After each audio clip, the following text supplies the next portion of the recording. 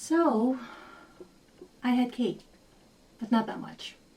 And that's what we're going to talk about in today's video.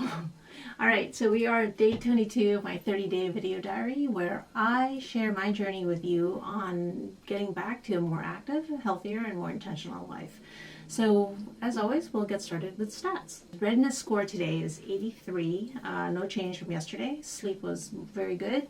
Sleep was good, but it did go from 88 to 86. I didn't get a full 7 hours of sleep. I went to bed a little late last night. And, honestly, telling myself that I will make up for it in the morning is a no-go, because I always wake up at 5 a.m. Just my internal clock. 5 a.m. rolls around and I just, bing, totally awake. My plan is to go to bed on time tonight. Alright, activity was up at 84 from 82. I didn't quite hit my caloric burn goal, but it was pretty close, 282. I fasted yesterday for about 22 hours. And in terms of what I ate, so I had 2 meals yesterday. I broke my fast around 12:45 with leftovers, and I did eat the broccoli and cauliflower first, but then shortly after I had some yogurt also, and my blood glucose did go up. We're going to talk about that in a little bit. And dinner, which was around 5:15 or so, I had Chinese food and cake and ice cream, and that was planned. I will talk about that in a moment.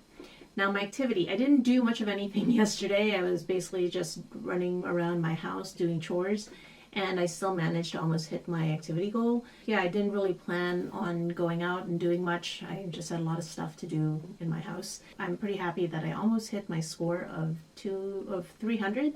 So I managed to get 282 out of the 300. I didn't check my ketones. I don't normally check them on the weekend, so I don't have a ketone score for you today.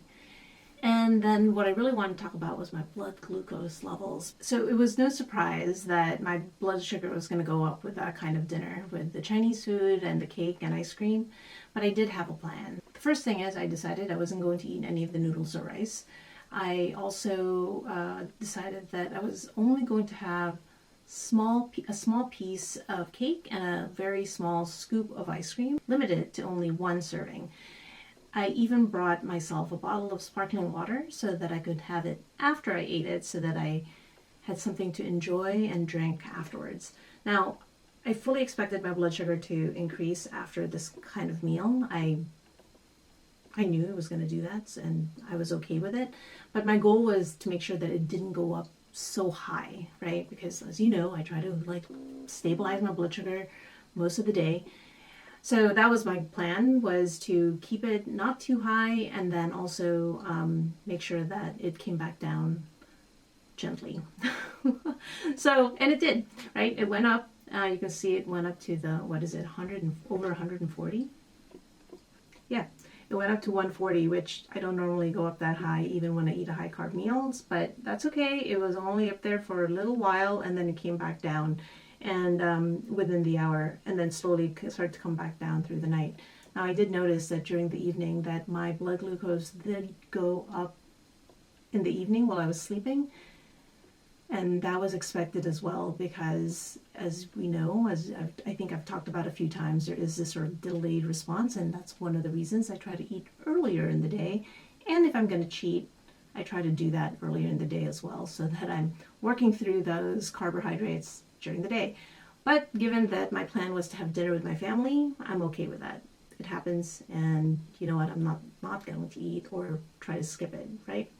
I wanted to make sure that I had time to have some social interaction with my family, because I've missed them, and it is what it is. I did manage to make sure that my blood glucose didn't go any higher than what it did. Yes, I could have avoided it altogether by not having any of the cake or ice cream, but I decided that it's okay. I wanted to be able to celebrate with my family. It's been so long that we've been together and enjoying meals together, and I did have a plan, and I stuck to it, so I'm pretty proud of myself for doing that.